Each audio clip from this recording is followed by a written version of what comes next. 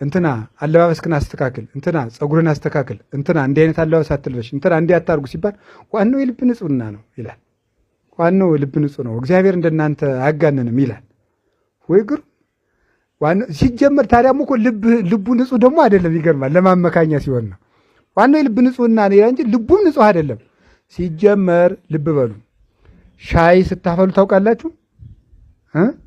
ሻይ ሲፈላ ከውስጥ ቀረፍ የሻይ ቀረፋ ብትጨምሩበት ሽታው ምንድን ነው የሚለው? የሚወጣው እንፋሎቱ ምንድን ይሸጣል? ወተት ብታፈሉ እንፋሎቱ ምን ይሸጣል? ስለዚህ የሚወጣው እንፋሎት ከውስጥ ያለውን ነው ማለት ነው።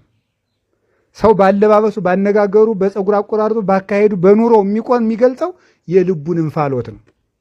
ከውስጥ የሌለውን የታመጣኸው? እንግዲህ ፀጉር አስተካካዩ ሰጥቶህ፣ ቡቲኮቹ ሰጥተውህ፣ ጭነው በግድ በፖሊስ ይዘው ልብ ያመጣውን እገሌ ልቡ ንጹሕ ነው እንዲሁ አፉ ነው እንጂ ለረ ልቡ አፉ የታምጥቶት ነው።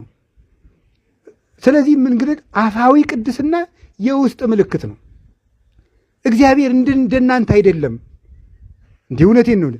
እንደዚህ ያለ የብደት ራስን ያለ መግዛት አንዲት ሴት ራሷን እንደማትገዛ ልብሷ ይነግረኛል። እኔ እውነቴን ነው የምነግራቸው።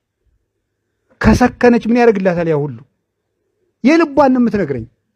አንድ ሰው ልቡን ነው የሚነግረኝ። እኔ እንደዚህ ያለውን እያለን የሚነግረኝ ሲወጣ ሲወርድ ማለት ሲሄድ ሰው በአፉም በዓይኑም በእጁም በእግሩም በቤቱ ራሱ ቤቱን ዝም ብላችሁ ልዩት። እዚህ ውስጥ ባለሙያ ስለሚኖር አርፌ ብቀመጥ ልቅ ይሻላል እንጂ በሊትሬቸር ትምህርት ማለት ነው።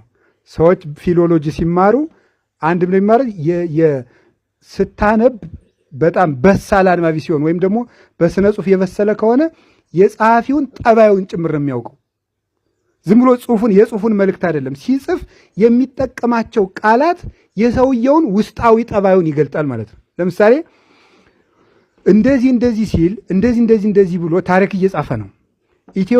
ኢትዮጵያ እንደዚህ ይዋል በጣም ቅጥል ነው ያደረገኝ ብሎ ከተጻፈ የሰውዬ ምን ማለት ነው? ስሜታዊ ሰው ነው ማለት ነው።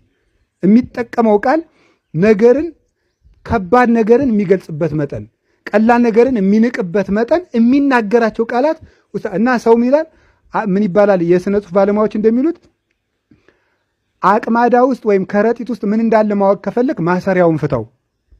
ሰውን ማን እንደሆነ ማወቅ ሲፈልግ ሲናገርና ሲጽፈው ይባላል። ሲናገር ማንነቱን ታውቀዋለህ። ሊጽፈው በፈለገው ርዕስ ላይ ሳይሆን በሚጠቀማቸው ቃላት ይታወቃል፣ ይመዘናል። በሚጠቀማቸው ቃላት ሲጽፍም ሲናገርም። እንግዲህ የእግዚአብሔር ቤተሰቦች በሁለንተናችን መቀደስ አለብን።